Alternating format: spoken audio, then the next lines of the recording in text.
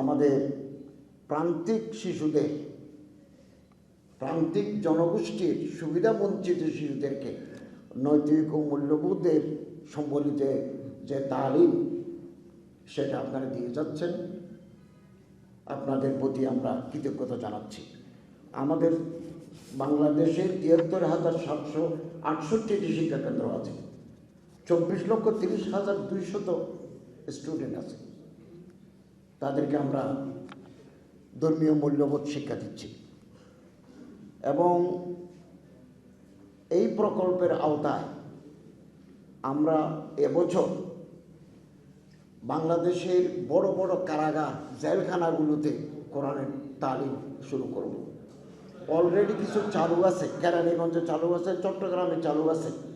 আমরা অন্যান্য জেলখানাগুলোতেও কোরআনের তালিম, এই প্রকল্পের আওতায় কোরআন শিক্ষা, পবিত্র কোরআন শিক্ষা আমরা প্রদান করব, যাতে জেলখানার ভিতরে অপরাধী যারা আছেন অথবা অভিযুক্ত যারা আছেন তাদের মধ্যে পবিত্র কোরআনের তালিম যাতে দেওয়া যায়, ওখানে নৈতিক মূল্যবোধ সম্পন্ন মানুষ যাতে তৈরি হয়, সে প্রচেষ্টা আমরা চালাব। এছাড়া আমরা এই প্রকল্পের আওতায় বাংলাদেশের বড় বড় বিশ্ববিদ্যালয়ের হলগুলোতেও কোরআনের তালিমের ব্যবস্থা করব। আপনারা ডেডিকেটেড, অনেস্ট, আপনাদের প্রতি আমরা কৃতজ্ঞতা জানাই। কিন্তু দুঃখের সাথে বলবো, অতীতের যে লিগেসি আমরা পেয়েছি, এই প্রকল্প সপ্তম পর্যায়ে অনেক ভুয়া সেন্টার ছিল। এটা আমাদের জন্য দুর্ভাগ্যজনক। আমাকে আগের পিঢ়ি যে তথ্য দিয়েছেন, আমি এটা প্রকাশ করব না, but it was A alarming, অত্যন্ত দুঃখজনক এবং হতাশাব্যঞ্জক ভুয়া সেন্টার। আমরা আস্তে আস্তে ভুয়া সেন্টারগুলোকে চিহ্নিত করে আমরা একটু ডিলিট করে দিচ্ছি। গত সপ্তাহে আমি একজন কেয়ারটেকারকে সাসপেন্ড করেছি, তার সার্টিফিকেট জাল। আমার এই ইসলামিক ফাউন্ডেশনের কর্মকর্তার সার্টিফিকেট জাল। This organ has become rotten. তারপরও নতুন পাতা যাতে গজায়, আমরা গাছের গোড়ায় পানি দিতে চাচ্ছি। আমাদের মেয়াদ কম, আমরা একটা নির্বাচন দিয়ে, সুষ্ঠু অবাধ একটা নির্বাচন দিয়ে, নির্বাচিতদের হাতে ক্ষমতা দিয়ে আমরা বিদায় হব। যতক্ষণ পর্যন্ত আমরা দায়িত্বে আছি, ততক্ষণ পর্যন্ত অত্যন্ত দায়িত্বশীলতার সাথে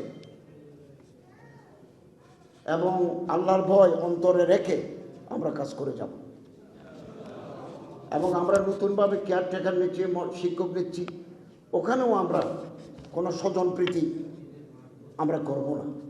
ইতিমধ্যে বেশ কিছু কর্মকর্তা নিয়েছি, অনেককে আমরা প্রমোশন দিয়েছি, আরও কিছু প্রমোশনের পাইপলাইনে আছে। নতুনও কিছু অফিসার আমরা নেব, শিক্ষক নেব। আমরা একেবারে বিসিএস পরীক্ষার মতো করে পরীক্ষা নিচ্ছি, রিটেন, ভাইভা এভাবে নিচ্ছি। কোনো দুই নম্বরই, কোনো বাইফুত, কোনো বাইজি আমাদের নাই। আমার নিজের কোনো বাইজি নাই। বাইজি নেই মানে বাইজি আছে, পরীক্ষার্থী নাই। পরীক্ষার্থী থাকলেও নাই। আমি একেবারে স্পষ্ট নির্দেশ দিয়েছি, আপনারা যাচাই বাছাই করে নেবেন, according to rules, in accordance with law and rules নেব। এবং আপনারা জেনে খুশি হবেন, আমরা ইসলামিক ফাউন্ডেশনের মাধ্যমে পিএইচডি স্কলারশিপ দেব আলেমদেরকে। ইমাম, আলেম, বিশ্ববিদ্যালয়ের ইসলামিয়াতের উপর যাদের ডিগ্রি আছে, 4 ফার্স্ট ক্লাস, যার একাডেমিক এক্সিলেন্ট যাদের আছে, আমরা কোটি কোটি টাকা স্কলারশিপ দেব। তারা আল আজহার, উম্মুল কোরা, মদিনা ইউনিভার্সিটি, অক্সফোর্ড, ক্যামব্রিজ, তারপরে তুরস্কের বিভিন্ন বিশ্ববিদ্যালয়ে তারা ইসলামিয়াত, ইসলামিক স্টাডিজ, কোরআনিক সায়েন্সেস, মুকাররাতুল আদিয়ান, স্টাডি অফ ইন্টাররিলিজিয়ন, এগুলোর উপরে যারা ডিগ্রি নেবে, আল ফিকহ ওয়াল আল ইসলামী, ইসলামিক জুরিসপ্রুডেন্স হিসেবে তারা ডিগ্রি নিয়ে আসবে। আমরা তাদের সমস্ত খরচ বহন করব। একজনের পিছনে যদি 1 কোটি টাকাও খরচ করতে হয়, সেই বাজেট আমরা ঠিক করে ফেলেছি। 2, আমরা বাংলাদেশের 64টি জেলায় যে সমস্ত ওলামা, ফোকাহা, নোকাবা, ওরাফা, জোয়ামা জীবন উৎসর্গ করেছেন ইসলামের খেদমতে, দর্স, তদরিস, তজকিয়া, তসনিফ, তালিফ, দাওয়া, বিভিন্ন সেক্টর যারা করেছেন, আমরা এই মাসেই তাদেরকে ঢাকায় এনে সম্মাননা দান করব। 2, আমি 4টে ডিউ লেটার দিয়েছি, 4টে।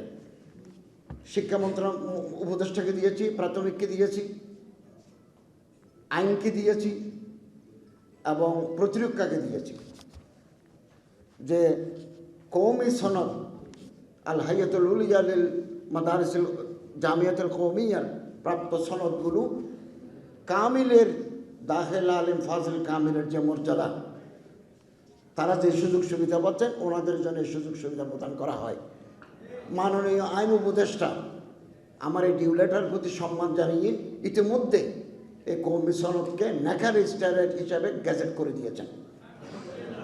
এবং আমি সুযোগ পেয়েছি গত 2-3 দিন আগে মাননীয় প্রধান উপদেষ্টার সাথে একান্তে বৈঠক ছিল, আমি ওনাকে অনুরোধ করেছি, স্যার আপনি সেনাবাহিনী, নৌবাহিনী, বিমান বাহিনী, র্যাব, পুলিশ, ওখানে অনেক ইমাম লাগে, রিলিজিয়াস ইনস্ট্রাক্টর লাগে, কওমি ধারার অনেক হুজুর আছেন যাদের যোগ্যতা আছে, জাতি সেবা পাবে, কর্মসংস্থান হবে, আলিয়া লাইনের তারা পাচ্ছেন, বিশ্ববিদ্যালয় থেকে MA পাস, অ্যারাবিক তারা পাচ্ছেন, এদেরকেও যদি যুক্ত করে দিই। তিনি বললেন তুমি আমাকে একটা চিঠি পাঠাও, আমি দ্রুত এই চিঠি পাঠিয়ে দেব। আশা করতে পারি সেখানেও আলেমরা ঢোকার সুযোগ পাবেন। মসজিদ নীতিমালা করে দিয়েছি, মডেল মসজিদ নীতিমালা প্রায় চূড়ান্ত। যেহেতু বেতন বাড়াবো, মডেল ইমামদের, মসজিদদের অর্থ মন্ত্রণালয়ের একটু ক্লিয়ারেন্স লাগে। আর এমনি জেনারেল মসজিদ নীতিমালা আমরা করে ফেলেছি। দারুল আরকাম, আপনাদের এই প্রজেক্টটা পাস করতে আমি রাত দিন ঘুমাই নাই।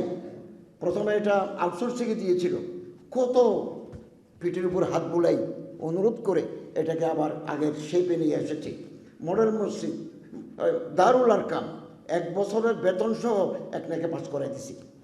আমার সচিব মহোদয় এবং আমরা, আমার মন্ত্রণালয়ের এডিশনাল সেক্রেটারি ফজলুর রহমান সাহেব সহ, সাজ্জাদ সাহেব সহ, ওনারা রাত দিন আমরা পরিশ্রম করে এটাকে আমরা পাস করব। কোয়ারিজ আফটার কোয়ারিজ, একটার পরে একটা জানতে চাই, এটা কেন নাই, কেন এটা কেন, এটা নেই, এগুলো জবাব দিতে দিতে আমরা ক্লান্ত হয়ে গেছি। তারপরে পাস করতে পেরেছি, এটা আমাদের আনন্দ। আমি আপনাদের আশ্বস্ত করতে চাই, বাংলাদেশে 1200 প্রকল্প আছে। দারুল আরকাম প্রকল্প গণশিক্ষা, মসজিদ ভিত্তিক, মন্দির ভিত্তিক, প্যাগোডা ভিত্তিক, চার্চ বেসড, মাস এডুকেশন 1200 আছে। সবগুলোকে রেভিনিউতে নিতে গভর্নমেন্ট পারবে কি না এটা অর্থ মন্ত্রণালয় জানবে। আমাদের মেয়াদও নাই, আমরা দ্রুত সময় পার করছি।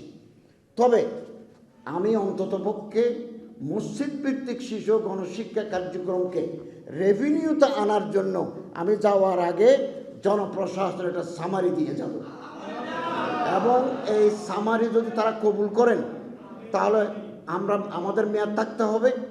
আর এটা যদি এখন কবুল না করেন তাহলে পরবর্তীতে গভর্নমেন্ট আসবে, তারা সেটা বাস্তবায়ন করবেন। কোন গভর্নমেন্ট আসবে এটা আল্লাহ তাআলা ভালো জানেন। তবে hope for the best, prepare for the worst, এটা শেক্সপিয়ারের কথা। আশা করো ভালো হবে, প্রস্তুত থাকো এর চেয়ে খারাপ হবে। Prepare, hope for the best, আমরা এই হোপ রাখতে চাই। দুনিয়া উম্মিদ পর কায়েম है, hope for the best, prepare for the worst. আমি আমার কর্মকালীন সময়ে আমি ইসলামিক ফাউন্ডেশন, ওয়াকফ প্রশাসন, হজ উইং, আমার মন্ত্রণালয়ের সমস্ত কাজকে ট্রান্সপারেন্ট এবং সত্য করেছি। আমাদের পরে যিনি মন্ত্রী আসবেন তিনি হয়তো আরও বেটার করবেন। আমাদের হাতে যে টাকা থাকতো, আমরা যখন দায়িত্ব নিয়েছি 20 বিলিয়ন মার্কিন ডলার আমাদের রিজার্ভে ছিল, এখন তো 32+। টাকা লুট করে না নিলে হয়তো আমাদের চলাকালীন সময়ে আমরা আপনাদেরকে রেভিনিউতে আনতে পারতাম। টাকা তো নিয়ে গেছে, এখানে তো কিচ্ছু নাই। চারটা পাঁচটা ব্যাংকে এক করতে হচ্ছে আমাদের। যাক, আগামী দিন আরও ভালো আসবে সেই প্রত্যাশা রাখছি, রেখে আপনাদের প্রতি আন্তরিকতা এবং কৃতজ্ঞতা জানিয়ে আজকের অনুষ্ঠান আমি আমার বক্তৃতা শেষ করছি। আমাকে এবং আমার সচিব মহোদয়কে চলে যেতে হচ্ছে, মন্ত্রী পরিষদের বৈঠক আছে 11টায়, ক্যাবিনেট মিটিং আছে, ওখানে আমাদের এজেন্ডা আছে, এই জন্য আমাদের চলে যাচ্ছে। না হলে একেবারে শেষ পর্যন্ত থেকে আপনাদের বক্তব্য শুনতাম, আমাদের বিশেষ মেহমানদের গুরুত্বপূর্ণ বক্তব্য আমরা শুনতাম। ধন্যবাদ।